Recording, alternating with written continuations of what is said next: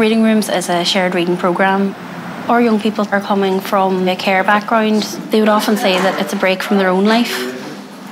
Children need funding is just vital. It allows us to offer this service out to as many young people as we can, and the numbers are growing. You're not talking about how you feel, you're talking about how the character might feel. It can be quite therapeutic. Anybody want to read? I think they feel heard when they come to Reading Rooms, so it gives them that confidence to express their opinions, and that's a great skill to send young people out into the world with.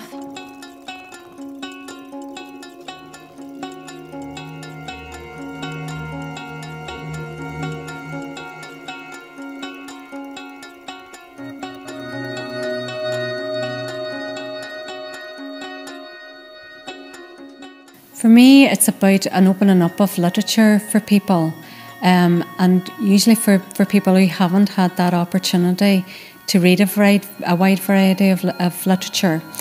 So, for example, older people who may have left school at 14 and didn't have those opportunities, or maybe for children and young people who maybe are experiencing difficulties with literacy.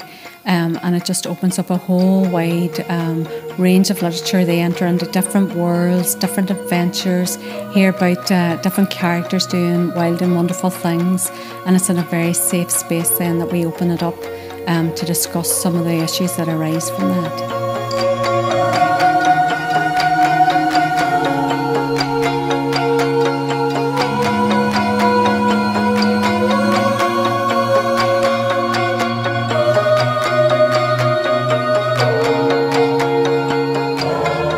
I think that looking at the statistics in Northern Ireland and looking at how many young people are leaving school without no formal qualifications, I think it's an excellent opportunity to enthuse young people on literature and reading, and also the environment here is very warm and friendly and welcoming, and it was just an excellent opportunity for us to work in partnership with Faribault Arts.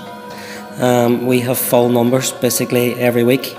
Young people are enthused, they are taking books home every week and they love it. It's a great time for them, and they come here and it's time for them to relax, take their shoes off, kick back and listen to a few stories, and also they've been taking part in reading themselves and they seem to be getting a lot from it.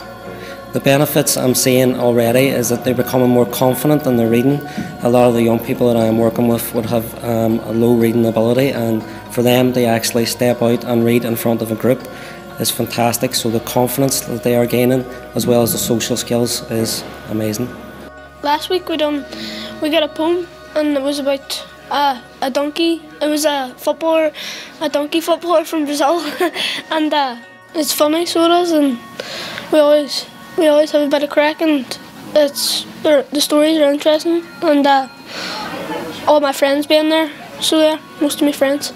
It's helping us out to read more in class and stuff. Know what more words is, if you did get stuck in a couple of words. We like taking part in it because it's interesting to hear other people read out to us, so we can know how to pronounce them properly.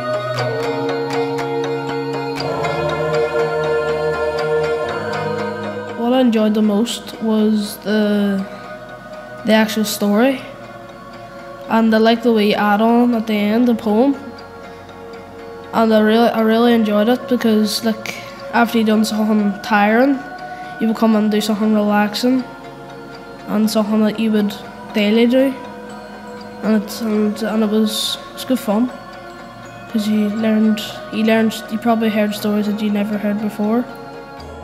I wanted to read more and I couldn't wait to read the rest of it. You just want to get into the story, like I ask questions a lot. Sometimes you want to read like the whole book in. Well, I enjoyed having different readers each time I went to a reading room. We had a story first, and then we had like a poem to have like a nice story. Well, I don't really read, but if I had to, yeah, I'd try my best. It gives you more intelligence more ability to read. It would just help you with like your mind all around it and all your capabilities with reading and listening.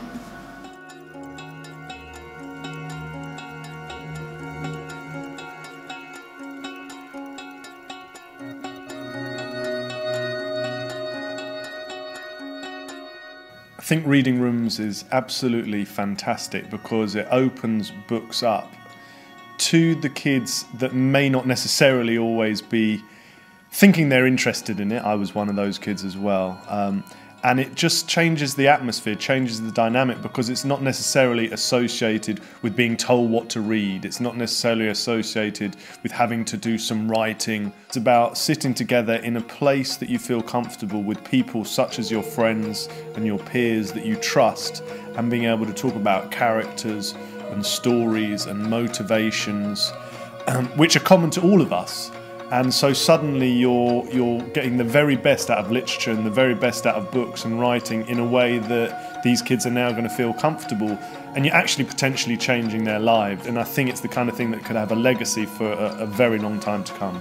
I think reading is almost the most important thing that you can be involved with in your life. I genuinely think it can make you more intelligent. I think it can grow your mind. I think it can make you more compassionate to what is going on in the world and in other people's lives. It can obviously make you more eloquent, make you a better writer yourself, a better communicator.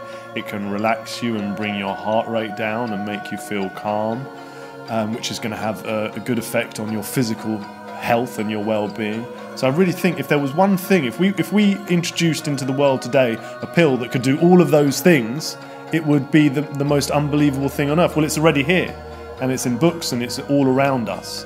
And I think to get that into the minds and the lives of the kids that Reading Rooms is working with is an incredible feat.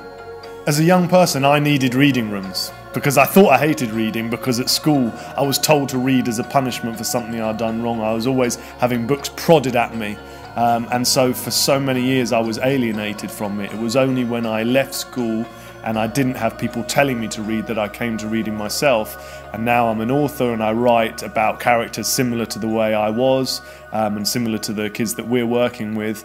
So I really needed reading rooms, and these days for me that is the biggest luxury in my life, is to read a book, and the biggest privilege in my life to write them.